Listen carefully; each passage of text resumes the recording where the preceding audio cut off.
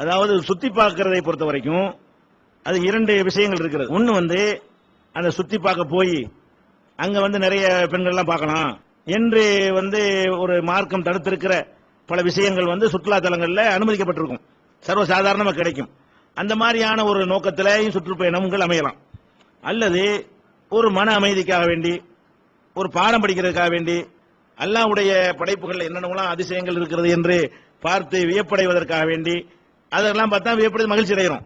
அந்த மாதிரியான நோக்கத்திற்காகவும் சுற்றுலாவுக்கு செல்லலாம். அது அல்லாஹ்வுடைய ஒவ்வொரு படைப்பையும் பார்த்து என்ன அழகான, எவ்வளவு அற்புதமான ஒரு ஆற்றல் பெற்றவனா இருக்கான் அல்லாஹ் என்ற ஒரு அடிப்படையோட சேர்ந்து ஒரு மன ரம்மியமா, அது ஒரு கிளைமேட், ஒரு வெப்பத்தில் கிடந்துட்டு இருக்கிறோம், அதுல அங்க போனா ஜில் ஜில் இருக்கலாம், கொஞ்ச நாளைக்கு வெக்க இல்லாம இருக்கலாம். இப்படியாக ஒரு ஆரோக்கியத்தை கருத்துல கொண்டு சென்றாலும் அது வரையும் கிடையாதுங்க. அதற்குரிய ஆதாயத்தை நம்ம அடைந்து கொள்கிறோம். ஒரு பாடம் படிக்கிறதுக்காக வேண்டி நம்ம போனாலும் என்ன இல்ல, அதுவும் தப்பு கிடையாது. இன்னபி ஹல்கி சமாவாத்தி வல்லர், வானங்கள் பூமியை படைத்திருப்பதிலும், வக்திலாஃபில் லைலி ஒன்னகார், இரவு பகல் மாறி மாறி வருவதிலும், இப்படி ஒன்னொன்னா அல்லாஹ் சொல்லி காட்டுறான். இதெல்லாம் பார்த்தீங்கன்னா அல்லாஹ்வுடைய அத்தாட்சிகள் நிறைந்திருக்கிறதுங்கிறான்.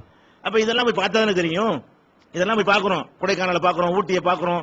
அப்ப அல்லாஹ்வுடைய அத்தாட்சிகள் நமக்கு தெரியுது. என்னடா இது, அங்க வெக்கையா இருக்கு, இங்க ஜில்லுன்னு இருக்குது, எத்தனை கலர், இதுக்கெல்லாம் எங்க இருந்து இவ்வளவு சாயம் கிடைச்சு, இவ்வளவு இங்கு யார் கொடுத்தா, இன்னும் எப்படி இதை இறைவன் செய்கிறான் என்று அதை பிரமிக்கலாம். அவ்வளவு விஷயங்கள் இருக்கிறது.